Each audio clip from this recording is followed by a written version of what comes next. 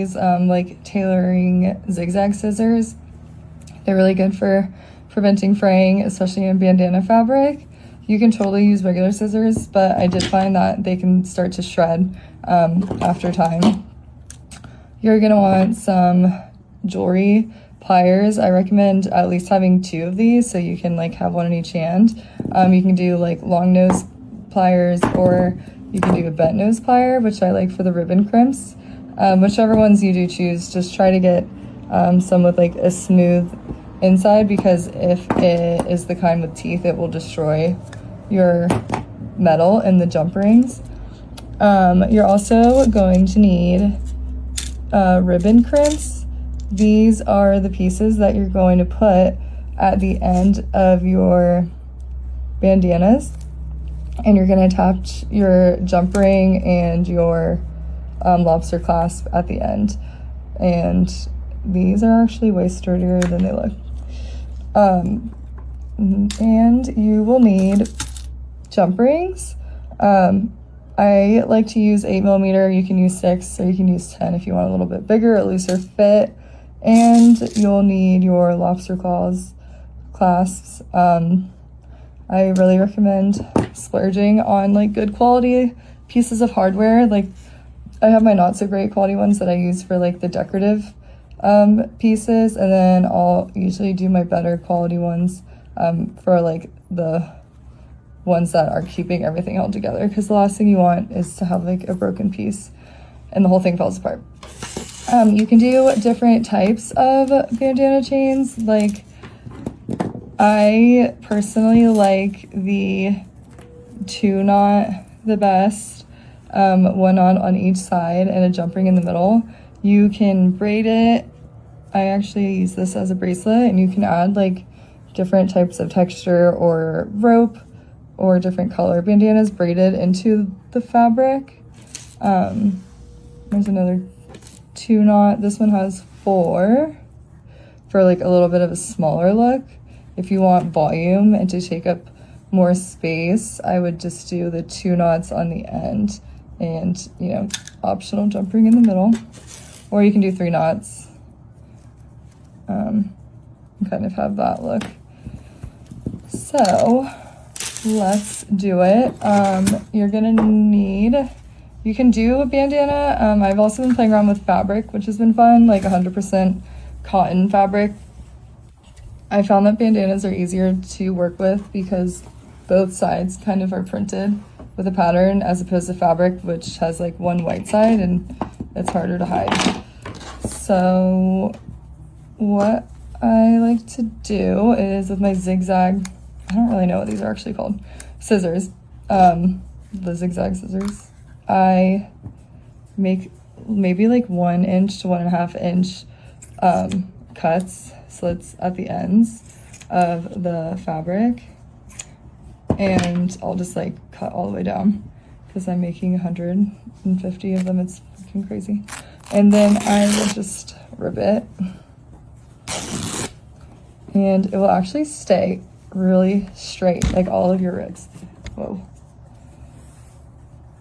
And then you get this like pretty nicely like even piece by doing that, and it frays a little bit, but you actually can just collect the string and it doesn't really shred much after. Okay, so there was your piece, and take off all these little pieces unless you want like a really boho distress type look, which could be pretty cool.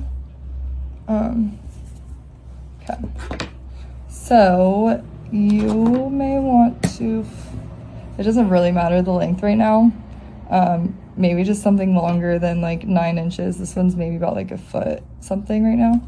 Flip it over to the side that you want to be the back side,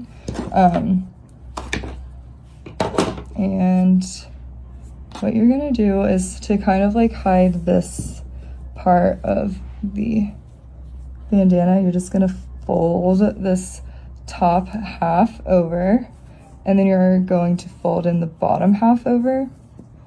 So you're kind of like creating this clean crease on both the top and the bottom, and just like hold it down with your fingers, and then you're gonna flip it over. And you know, the more fabric you decide to fold inwards will determine the size of your bandana chain. I like to do like this kind of size, maybe something a little bit smaller, but the more knots that you decide to put in it will also change the size. So I think something like this is pretty good. And I'll just go ahead and wrap it around my finger and do a little knot on the end. Excuse my fingers, they're like just ripped up from tying knots and rubbing up against fabric. They hurt so bad. And the heat press doesn't help. Okay, so now you have your one knot on the end, and you'll want to flip it back over and do the same thing. And just continue to kind of like fold it inwards on itself. And do another knot. Maybe like right, however long you want your piece to be. Something like this.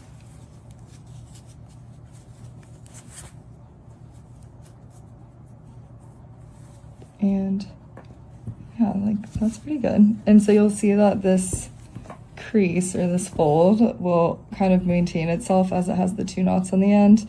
And then this would be like your opportunity to do your middle knot if you wanted to.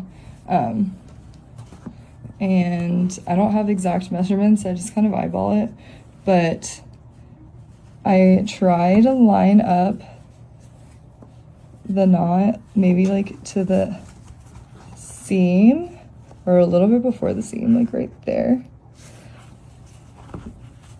and to make it even on both sides. You can, your knots don't really have to be that tight, but you can also like stretch it or, you know, kind of fluff it up depending on what kind of style you want it to be. So I think something like this is good. Okay, and then you're just gonna go ahead and cut the edges.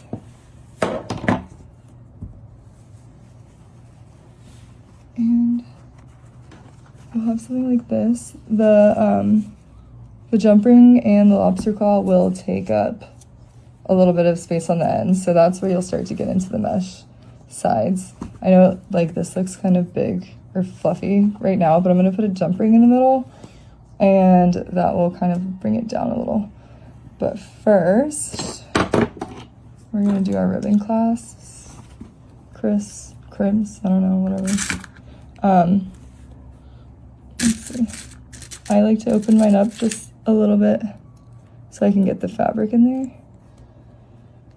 And I'll like put it down like a little house so it's easy to grab later. And I'll open up like 100 of these and okay. And then I like to use my bent nose pliers for this part. You'll basically take this little fabric on the end and you can like, you know, kind of tighten it or play with it or whatever you need to do to like get a good hold of this fabric. And you can obviously knot your thing down here and have more fabric on the ends, whatever style you want to do. It's kind of fun to play around with it. But you just like fold the fabric in there and you're just going to give it a good squeeze, nice and tight, so it's on there really good. And it doesn't really look that pretty right now, but I promise, like, just give it a few tugs and it will, like, looks pretty good. Okay, and then you're gonna do the same with the other side.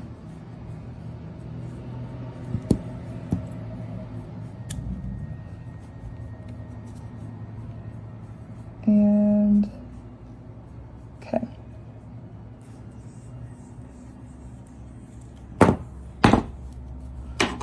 And you can cut any pieces. Okay. There she is, looking good. She's ready. Okay. And you're gonna take your, you wanna like invest in some sturdier pieces again for these parts because you don't want it to have metal that bends and opens up your split. Oh, that one. So jump rings can be tricky. You don't want to pull it apart when you're opening it. You actually want to hold it here, and then you're gonna want to twist it towards you to open it. So you'll like hold it steady with this piece and then just like twist it, and you'll add your lobster claw to the end. This one I broke.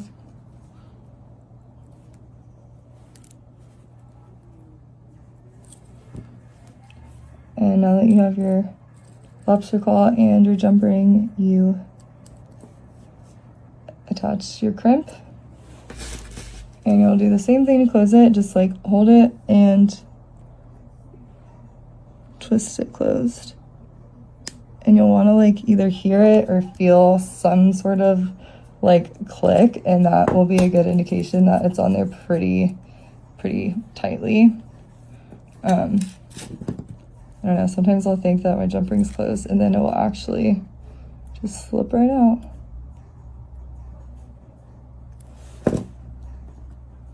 Okay.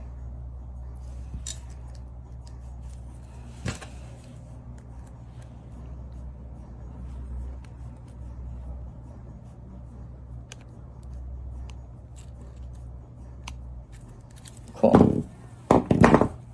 And there she is.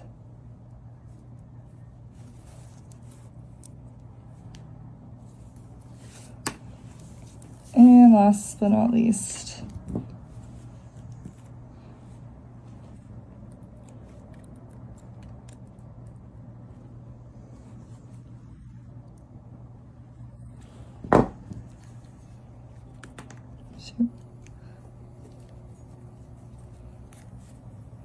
and then you just put her in there.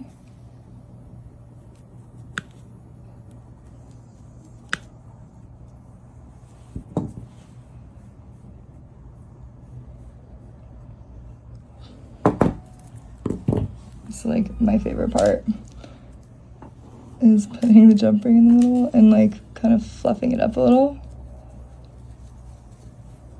because it makes this like really pretty.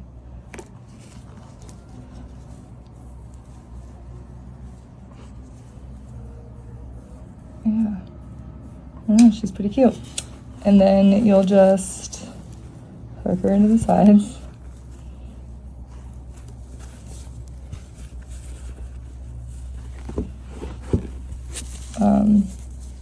Pretty low, and you can obviously do this wherever you want, however tight or loose you want your bandana chain to fall.